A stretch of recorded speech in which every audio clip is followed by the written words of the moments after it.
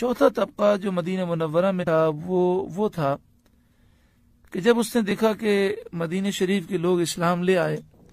اور نبی کریم صلی اللہ علیہ وآلہ وسلم سے وہ محبت کرنے لگے، تو انہوں نے یہ سوچا کہ ہم اگر بالکل کھل کر مخالفت کریں گے تو ہمارا مدینہ شریف میں رہنا مشکل ہو جائے گا، ہم مسلمانوں سے بھی فائدہ اٹھائیں اور کافروں سے بھی فائدہ اٹھائیں۔ تو یہ وہ لوگ تھے جنہوں نے بظاہر کلمہ پڑھ لیا لیکن دل سے اسلام نہیں لائے، دل سے وہ مومن نہ تھے، جنہیں منافقین کہا گیا۔ تو اس سورہ مبارکہ میں ان کی شرارتوں، ان کے شر کا ذکر ہے اور ان کے عیوب کو بیان کیا گیا، مسلمانوں کو ان سے خبردار کیا گیا۔ تفسیر خزائن العرفان میں ہے کہ سورہ بقرہ میں 1000 امر ہیں، 1000 نہیں ہیں، 1000 حکم ہیں، 1000 خبریں ہیں۔ یعنی یہ سورہ مبارکہ وہ صورت ہے کہ تمام صورتوں کے مقابلے میں شرعی احکام اس سورہ مبارکہ میں سب سے زیادہ ہیں۔ مسلم شریف حدیث نمبر 780، قال رسول اللہ صلی اللہ علیہ وآلہ وسلم، رسول اللہ صلی اللہ علیہ وآلہ وسلم نے ارشاد فرمایا، لا تجعلوا بیوتکم مقابر، اپنے گھروں کو قبرستان نہ بناؤ۔ ان الشیطان ینفر من البیت الذی یقرأ فیہ سورۃ البقرہ، جس گھر میں سورہ بقرہ پڑھی جائے شیطان وہاں سے فرار ہو جاتا ہے۔ بعض احادیث میں یہ بات بھی ہے کہ جس گھر میں سورہ بقرہ پڑھی جائے 3 دن تک شیطان اور جنات اس گھر میں داخل نہیں ہو سکتے، اور یہ احادیثیں ہمارے لیے واقعی مشعل راہ ہیں۔ اگر ہم ہر 3 دن کے بعد سورہ بقرہ اپنے گھر میں پڑھ لیں تو انشاءاللہ تعالی گھر شیطانی اثرات سے، جادو ٹونے سے، نظر بد سے اور آسیب سے محفوظ رہے گا۔ اسی طرح اس حدیث پاک میں لا تجعلوا بیوتکم مقابر، اپنے گھروں کو قبرستان نہ بناؤ،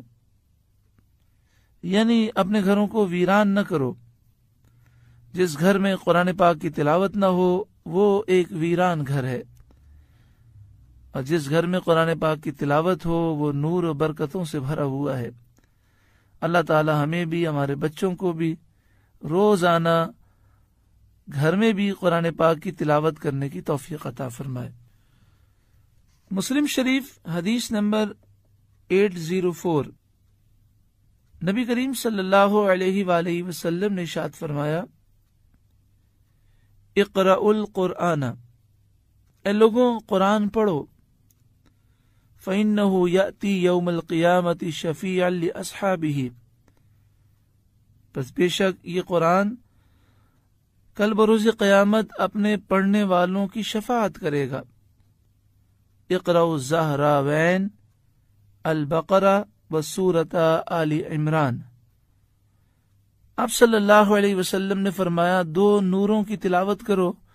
یعنی سورہ بقرہ کی تلاوت کرو، سورہ آل عمران کی تلاوت کرو۔ فإنہما تأتیان یوم القیامہ کأنہما غمامتان او غیایتان او فرقان من طیر صواف۔ آپ صلی اللہ علیہ وسلم نے فرمایا یہ دونوں صورتیں کل بروز قیامت 2 بادلوں کی طرح، 2 صاحبان کی طرح، 2 پرندوں کی قطاروں کی طرح، صفوں کی طرح آئیں گی، اور جو انہیں پڑھنے والے ہوں گے ان کے اوپر یہ سایہ فگن ہوں گے۔ تحاجان عن اصحابہما، یہ دونوں اپنے پڑھنے والوں کی سفارش کریں گے۔ اقرأوا سورۃ البقرہ، اب صلی اللہ علیہ وسلم نے فرمایا سورہ بقرہ کی تلاوت کرو، فإن أخذها برکہ، پس بے شک اسے پڑھنے میں، اسے حاصل کرنے میں برکت ہے، وترکها حسرہ، اور اسے چھوڑ دینے میں حسرت، افسوس، ندامت ہے، ولا يستطيعها البطلہ، جادوگر سورہ بقرہ کا مقابلہ نہیں کر سکتے، یعنی جو سورہ بقرہ کی تلاوت کرنے کا عادی ہو، کوئی جادوگر اسے نقصان نہیں پہنچا سکتا، کوئی جن اسے نقصان نہیں پہنچا سکتا۔ ایسا شخص دنیا میں بھی کامیاب ہے اور آخرت میں بھی وہ برکتوں سے مالا مال ہوگا۔ تفسیر خزائن العرفان میں لکھا کہ طبرانی اور بیہقی نے حضرت عبداللہ بن عمر رضی اللہ تعالی عنہما سے روایت کی کہ حضور علیہ الصلاۃ والسلام نے فرمایا، میت کو دفن کر کے قبر کے سرہانے سورہ بقرہ کے اول کی آیتیں اور پاؤں کی طرف آخر کی آیتیں پڑھو، یعنی جب کسی کا انتقال ہو جائے اور اس کی تدفین ہو جائے تو میت کو دفن کرنے کے بعد ہمیں یہ طریقہ سکھایا گیا کہ سورہ بقرہ کی ابتدائی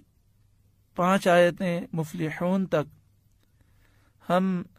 میت کے سرہانے پڑھیں اور پھر سورہ بقرہ کا آخری جو رکوع ہے